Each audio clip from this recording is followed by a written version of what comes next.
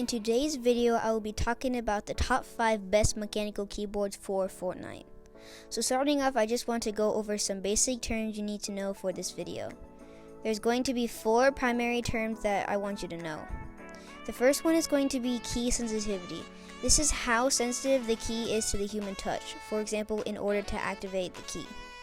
The second one is going to be the key actuation point. This is basically going to be how far the key needs to go in order to activate and register as a click. The next one is going to be response time, which is how long it takes for the key click to register on your PC. And the last one is durability, which is how many presses the key can take before wearing out. Now the keyboards that I'll go over in this video will all be linked in the description. These are 5 of the best keyboards for all people with all budget types.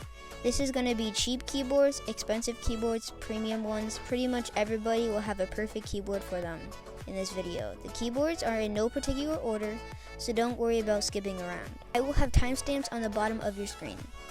The first keyboard I will go over will be the Pro TKL.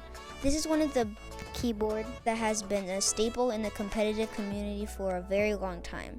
The SteelSeries Apex Pro is going to have a fast OmniPoint switch with a 0.4mm actuation point. Basically, what an OmniPoint switch just allows you to do is to change your actuation point to higher or lower depending on what you prefer. So let's say you don't prefer a lower actuation point and you prefer a higher one. You can change that using the SteelSeries app or the built-in LED screen. The switches on this keyboard are going to have a 0.7 millisecond response time. Within 100 million click durability, so for most people, this keyboard will last their entire competitive career as long as they don't break it. This keyboard is going to be having a varying key sensitivity based on how low you have the actuation point. If you have the actuation point to the lowest it can be, the key sensitivity is going to be much higher, so if you even lean your fingers on it, it might accidentally activate, and it does take a little while to get used to it. And this keyboard is going to be coming in a TKL format, which is a 10 key less, which means you don't get the number pad. And obviously comes with a SteelSeries software where you can change stuff like the colors and the lighting. Pretty much everything. It doesn't require any accessory drivers or any of that, so it's just a really good keyboard. If you are trying to get to the point and have a really high performance keyboard, this is going to be coming in at around $180. That's with no sale whatsoever. This is a pretty expensive keyboard, however it's a great option if you are looking to pick up a really good keyboard. Now the next keyboard is going to be a lineup of 3 keyboards. It's going to be the Razer Huntsman, which comes in 3 variants I would recommend to you. The Razer Huntsman Mini, the Razer Huntsman TE, and the Razer Huntsman V2. Now all 3 of these keyboards have optical switches, which use light beam tech to activate quicker. They have a 0.4mm actuation point, a 0.2 millisecond response time, and a 100 million click durability. And the key sensitivity is going to be extremely low because the response time is extremely low. The Razer Huntsman Mini comes in at around $100 to $120. The TE comes in at around $100 to $130. And the V2 comes in at around $200. If you want to purchase it, this comes in 3 formats where the Mini is going to be the Mini format, the TE is going to be the TKL format, and the V2 is going to be the full keyboard format, including the number pad. The full keyboard format, which is the V2, it also has an analog switches which can give you 360-degree movement based on how hard you press. And you can customize this in the Razer software.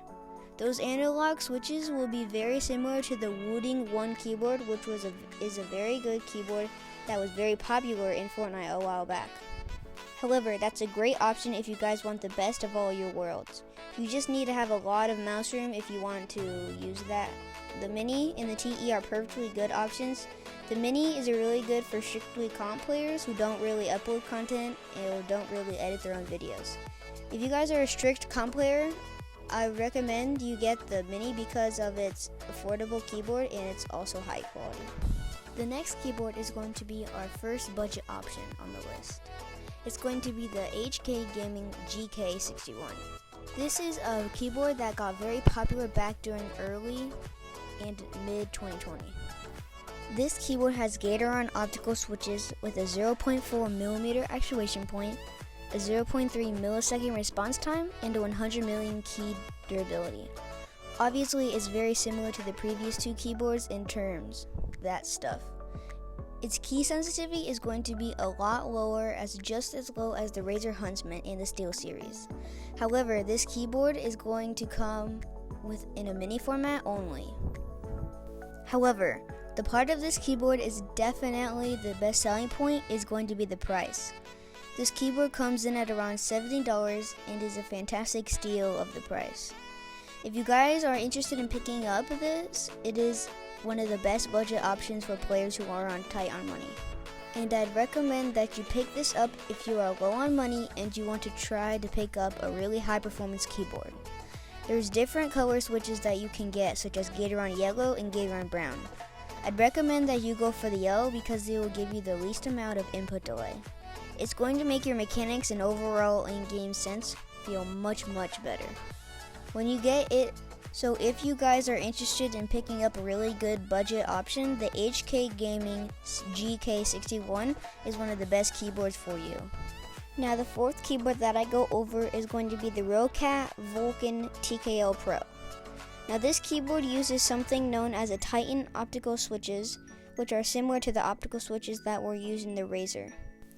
This is going to be having a 1.4 millimeter actuation point, so a bit of a higher one, but it's also going to have a 0.3 millisecond response time, and then 100 million key durability. This keyboard comes in the TKL format, and it also comes with the Roccat software. However, the really good selling point of this keyboard is the fact that it's only $120 for everything that the Razer offers.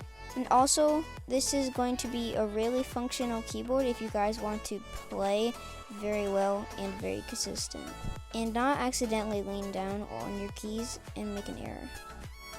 This is going to be a really functional keyboard if you guys want to play very consistent and not accidentally lean down on your keys and make an error. This is really good because people like Mr. Savage use it, people like Refsguard use it. The keyboard is one of the most widely used across the European pro scene for the reason that simply because it's so much harder to make mistakes on it.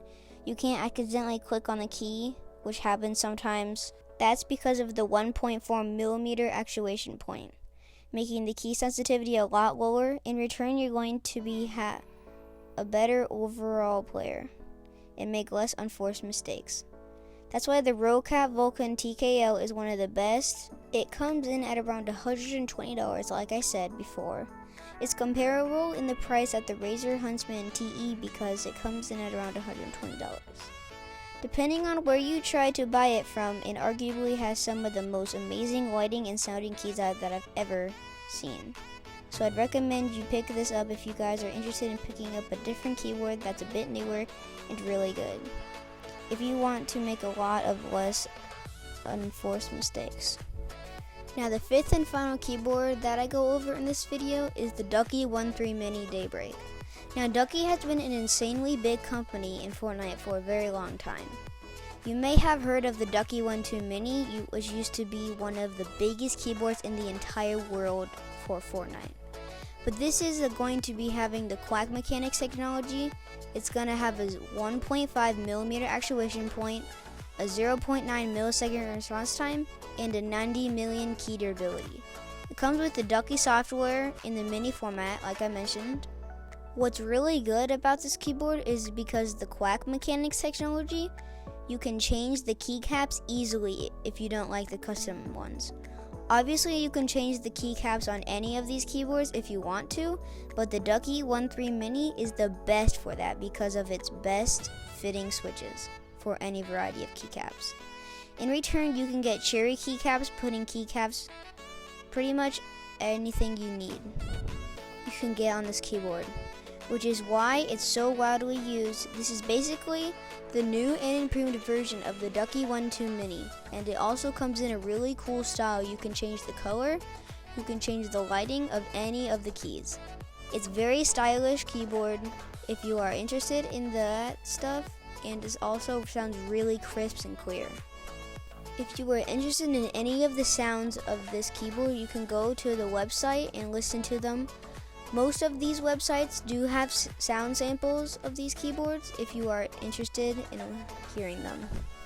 But if you are a content creator and are trying to have a little bit of a quiet or soft sounding keyboard, the Ducky 1.3 Mini Daybreak with pudding switches is definitely for you.